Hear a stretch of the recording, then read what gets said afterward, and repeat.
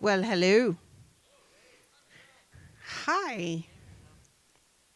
How are you guys? Well, it's getting cold outside, isn't it? Yeah, it kind of is. It was like 50 degrees this morning, and now it's like 30. What happened? Yeah, something happened.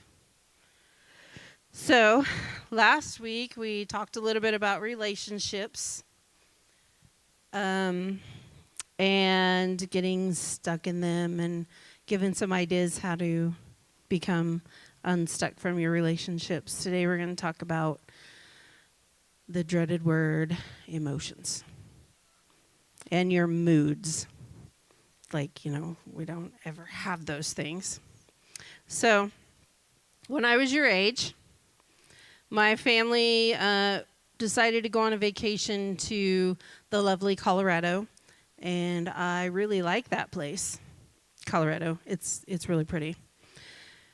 It was going to be fun until I found out the night before we were leaving that my aunt was coming with me with her two boys. They were going to be riding in the same vehicle that we were in, and her boys are, at that time, they were 5 and 3. And, think about, they're 5 and 3. I was 14 when we went on this. So for me, I was like, really? All right. And it's a 12-hour trip to where we were going in Colorado. Back in that day, we're not going to talk about how long ago that was, but back in that day, the speed limit was only 55. There were no phones to have to play a game on. So you were like on this trip that seemed like forever. And there were two whiny kids in the car. When are we ever going to stop? Are we there yet? I have to go to the bathroom. I'm hungry. Constantly crying, whining. It was driving me crazy. So, anyway, we get there. We finally make it to our lodge that we were staying in. And then we get there and I find out they're going to be in the same room. Like, what is happening? Nobody asked me. Nobody asked if this was okay, but they were in the same room that we were. So, and then my parents planned all of these fun things for us to do, except they were 5 and 3, so they weren't tall enough to do anything. They weren't big enough to go on the ski lift. Not that, it was like August, so they do have snow, like way up in the mountains, but yeah, it's August. But anyway, I thought we were going skiing. I thought we were going to do all this fun stuff, but no. We ended up not doing any of the fun things because they were there. They were too young. They couldn't do anything. So I ended up staying in the room, in the lodge, basically the whole week. I was upset. I was angry. I was mad at the whole world. Sit there pouting because, like I said, nobody asked me if I wanted them to go. But they came. So I was just mad. It wasn't fair. This was supposed to be my vacation too, right? Yeah, well. Have you guys ever found yourself in that place where you're just frustrated and angry and because the world doesn't revolve around you? Anybody ever been there? Yeah. I was mad because I was excited to go on vacation, and then I felt like it completely got ruined by my aunt. And a little bit of backstory, my aunt was a single mom, so she really couldn't afford to go on vacation. So my parents invited her to come with us so that we could help, and she might be able to get a couple of days of rest with them. Did I care about that when I was 14? No. But, now I look back on it and I think I was so selfish. And I'm ashamed of my attitude back then. Now I'm ashamed of what my attitude was. But back then, I didn't care. This was my vacation. I was supposed to have fun. Nope. when we got back home from the vacation, mind you, we had the long 12-hour trip back with the whiny kids till, and I was completely like trying to ignore them by then, and it wasn't working. But we got back home. We went our separate ways. They went to their house. We went to our house. Everything was fine. I was happy again. But for a week that should have been fun, I was completely miserable. Why? Why? Something that I ask myself to this day. Why? Why was I like that? Why did I do that? That was just dumb. But anyway. Have you guys ever been stuck in a bad mood?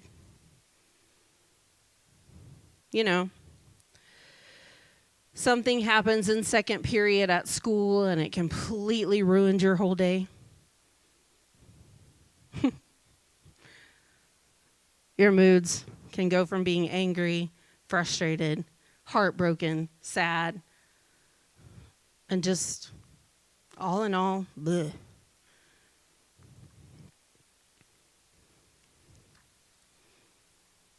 You get in an argument with your brother or your sister in the morning before school, and after school, you're still mad at them. You do that?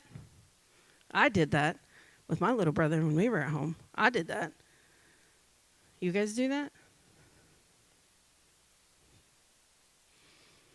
And you wake up in a bad mood, and you just don't know why, but you just can't shake it all throughout the day. Your bad mood goes into every other part of your life for that day, or maybe for longer than that. But you just don't know why you're in a bad mood. You're just in a bad mood, and you take it out on everybody else. When you're stuck in negativity, it kind of overflows into everything in your life. It drains you, and it drains all of the people around you, because your negativity overflows into them. And then you make them feel like they have to walk on eggshells around you. Like they can't even say anything to you because you're going to get upset. Sound familiar? Hope not. It's kind of toxic to live in negativity. It's toxic to your environment. It's toxic to their environment. You're just spreading toxicity. Word, all around you. It's kind of like you have this cloud going out all around you. Ugh. We all have dealt with our moods. It's not something that's new. It's not something that people in all of history before us. I mean, we've all dealt with being in a bad mood, but we all deal with it differently. Sometimes it can overflow, like we were talking about, that it overflows into every other part of your life, and it overflows onto the people that are around you, even like your closest friends, your siblings, your parents. It overflows to everything around you. Or you bottle it up. You try to keep it all inside of you. And you try to deal with it your own self while it's inside of you. And it just builds. And it builds. And it builds all inside of you until like you just explode. And you don't even know what's going on. Like even it could just be a little bitty thing that really didn't even have any significance. But to you, whatever that little thing is just caused you to just go over the edge and you just blow up.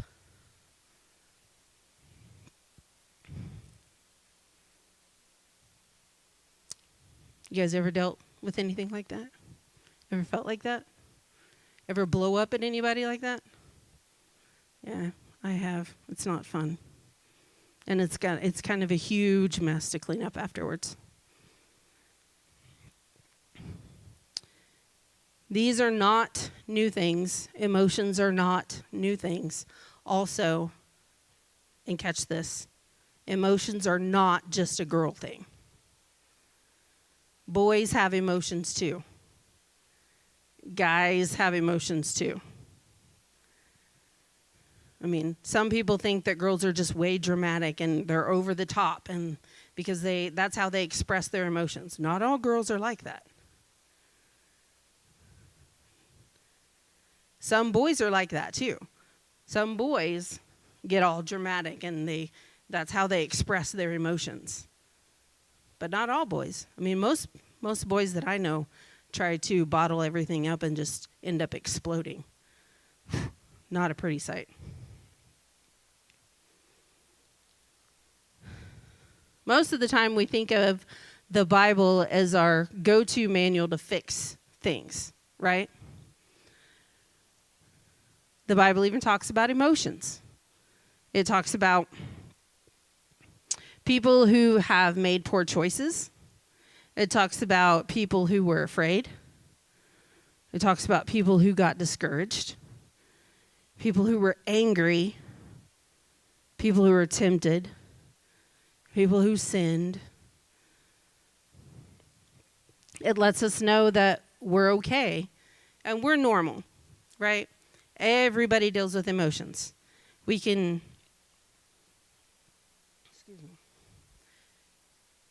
all have like the same type of situation going on in our life, but we all walk through that situation differently. And whether it's good or whether it's bad, we all go through that differently. Some handle it the correct way, some handle it not the correct way. In the Bible, they did the same thing.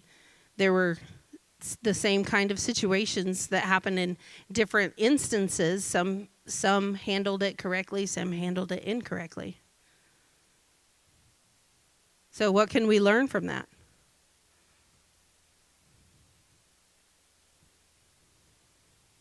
That we all go through stuff. And we can look at the Bible to know what we need to do. One of the scriptures that we're going to look at today is Ecclesiastes 3. It's kind of a long one. Zach, would you like to read this for me? No? Okay. You don't have to. You want to? Okay.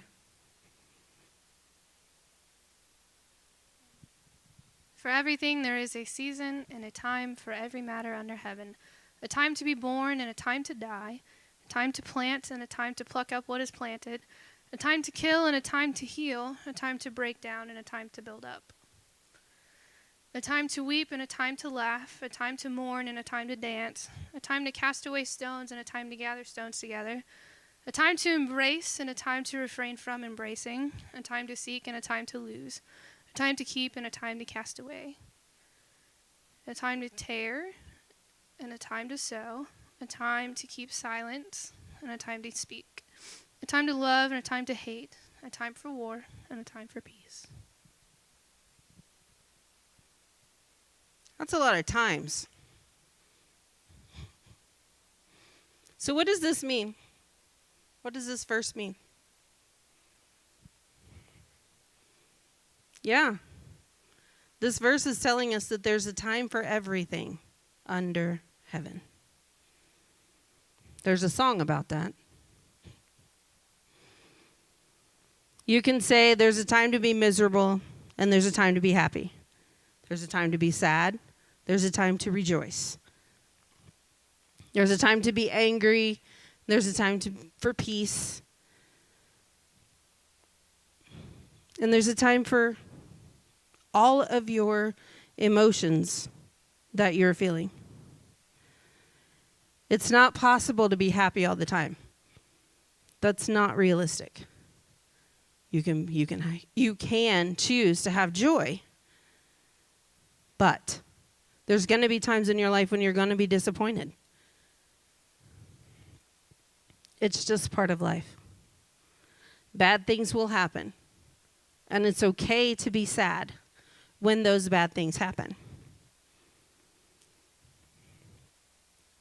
It's okay to feel angry when you get hurt by a friend. It's okay to feel sad when your friend moves away. It's okay to mourn when a loved one has passed away or when your dog passed away. It's okay to mourn. It's okay to feel the emotions that you feel. It's okay to not be okay. But it also talks about a time to mourn and a time to dance. A time to be sad and a time to celebrate. It also talks about, getting unstuck from the feelings that we have. Becoming, the time to mourn and a time to dance. Those are two different emotions you feel. In Matthew chapter 14, this is where Peter got out of the boat to walk on the water. And when he saw the wind, he was afraid. And beginning to sink, he cried out, "Lord, save me." And Jesus immediately reached his hand and took a hold of him. Peter noticed that he was stuck. He noticed that he was sinking. Have you ever felt that way? Have you ever felt like you were just stuck in your emotion and you couldn't get out and you were sinking and you were starting to drown in it? You were starting to become completely overwhelmed. You don't know what's going on. You don't know what's happening. And you're just there. And you seems like you're kind of not moving anywhere but down. It's overtaking you. What did Peter do? He cried out to Jesus. And what happened? Scripture says Jesus immediately reached out his hand to him. He immediately reached down to grab him, to pull him up. He immediately reached out to save him.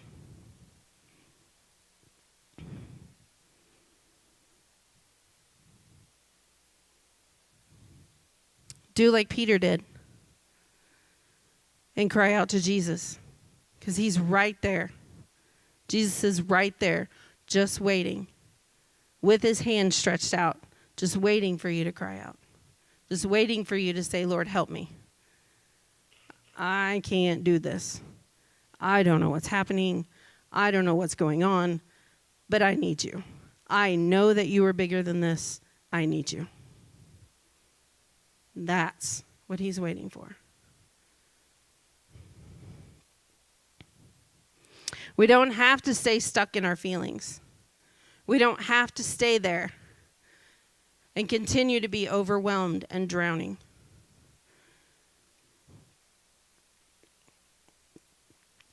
Ecclesiastes talked about a time to weep and a time to laugh. That means that we will have both of these in our life. We will have happy times. We will have sad times. We will have emotional times in our life. We will feel like we're overwhelmed. We will feel like we don't know what's going on. But we have the answer to this. If you know Jesus, you have the answer.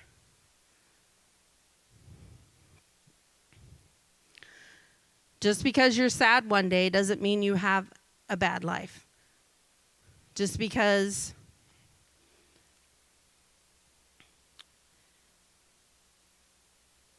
you're sad one day doesn't mean you have to be sad all of your life. It's just what you're feeling at that moment. And that feeling isn't forever. It's not as forever as it feels. You feel like you're never going to end. You're never going to be happy again. You're never going to get out from under whatever, the homework that you have that seems to be drowning you. You ever feel like that? Because I did when I was in school. But it's not forever. This is kind of a big deal and kind of a big point that I'm trying to make here. You don't make, it's not forever. Don't make the long-term decisions in your life based upon the short-term emotions that you have right now. Just because you're sad right now doesn't mean that you'll stay that way. And just because you're happy and you think you're in love right now doesn't mean that you're going to stay that way. Feelings and emotions are fickle. That means they change.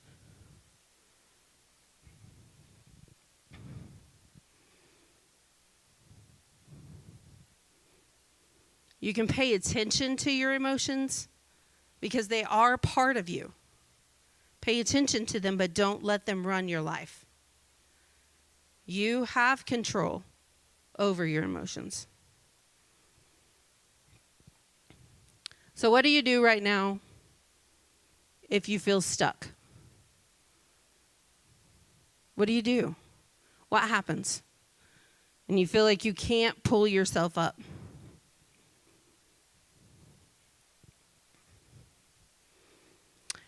Just remind yourself that this isn't forever. It's not as forever as it feels. You may have to take some thoughts captive. 2 Corinthians 10:5. We destroy arguments and every lofty opinion raised against the knowledge of God and take every thought captive to obey Christ. What does this mean?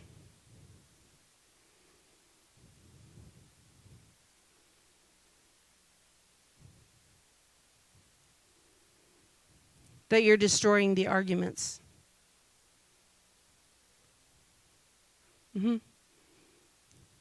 That you're taking all of your thoughts captive. What does that mean? What does that look like? You know, Pastor Nate on Sunday morning, he talks about this, and he says it's kind of like your iPad. And you have all of these thoughts coming in your head.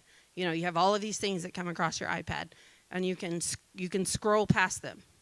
Like, nope, not going to think about that. Nope, not going to think about that. Nope. Like, all of these thoughts come into your head. And you get to choose what you dwell on.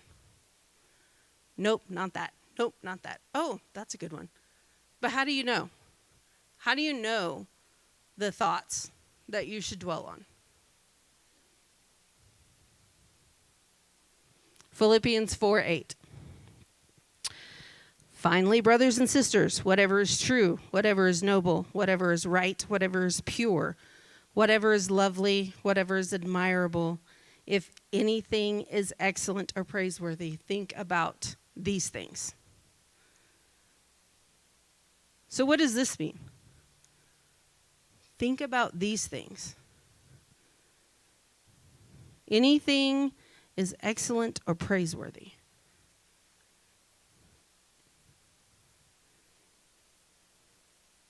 So, a thought comes in your mind. Ask yourself, is it true? Is it noble? Is it right? Is it pure? Is it a pure thought? If not, scroll. Just keep on going. Keep on going.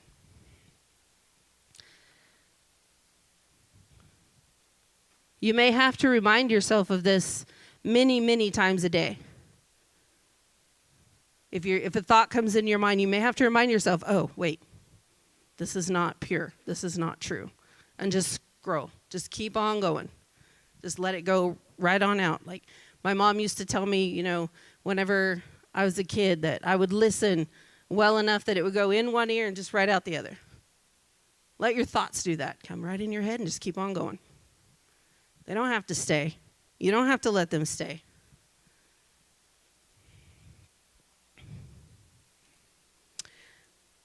There's a quote that I found from Clement Stone. Don't know who that is, but I like the quote. When we direct our thoughts properly, we can control our emotions. And that's true.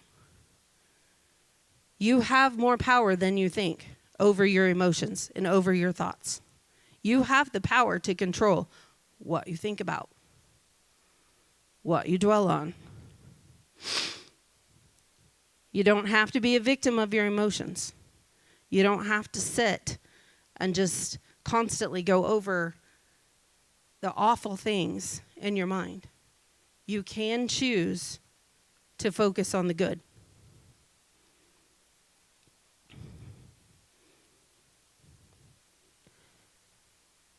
Your emotions are part of you, but they are not all of you. They're part of who you are, but they don't define you.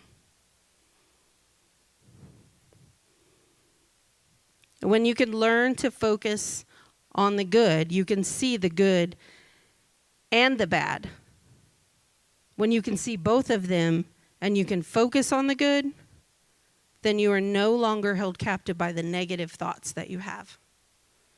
You can just keep on scrolling.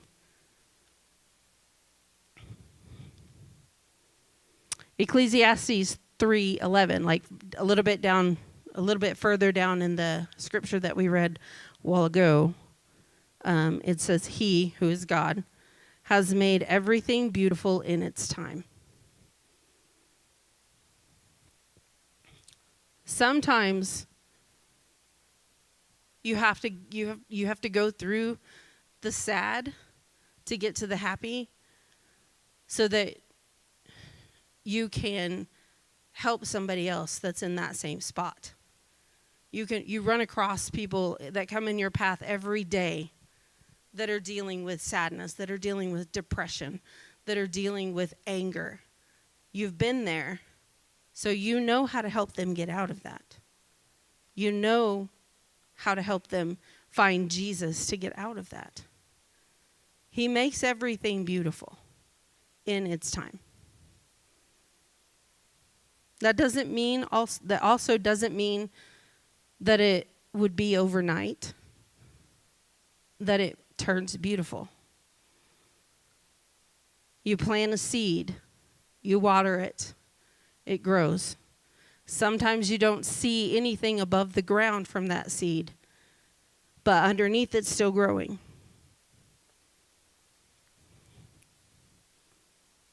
Within you, you're growing. There may not be anything seen on the outward appearance of you, but God is dealing with you on the inside. Sometimes that can be an overnight process. Sometimes it can be instantly, but most of the time, it's going to take time. And God will make it beautiful if you let Him.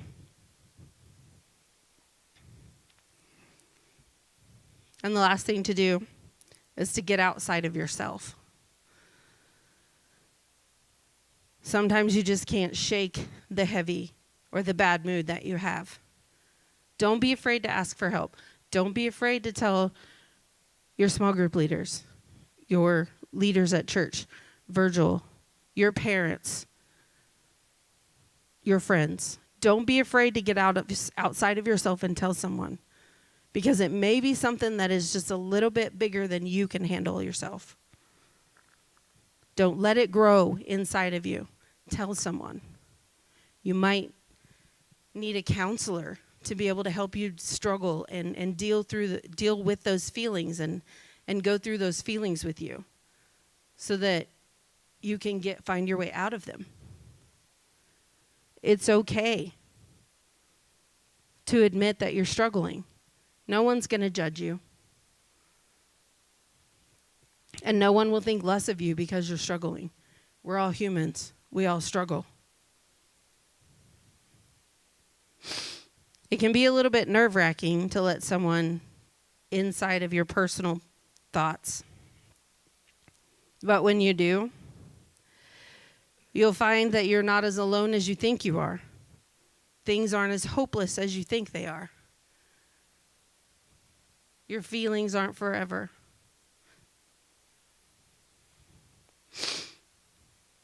You can always talk to your Heavenly Father about anything. Anything. He's always right there. He's always there to listen and to pick you up. You just have to ask. If you're in a bad mood, talk to God. If you're in a silly mood, talk to God. If you're happy, talk to God. Even if others are teasing you and making fun of you because you talk to God about it. He can help you get unstuck from all of your feelings and all of your emotions. You can trust him. You can trust his word when he says that there's a time for everything, even your low emotions. And there's a time for them to pass. There's a time for them to move. And there's a time for you to be well.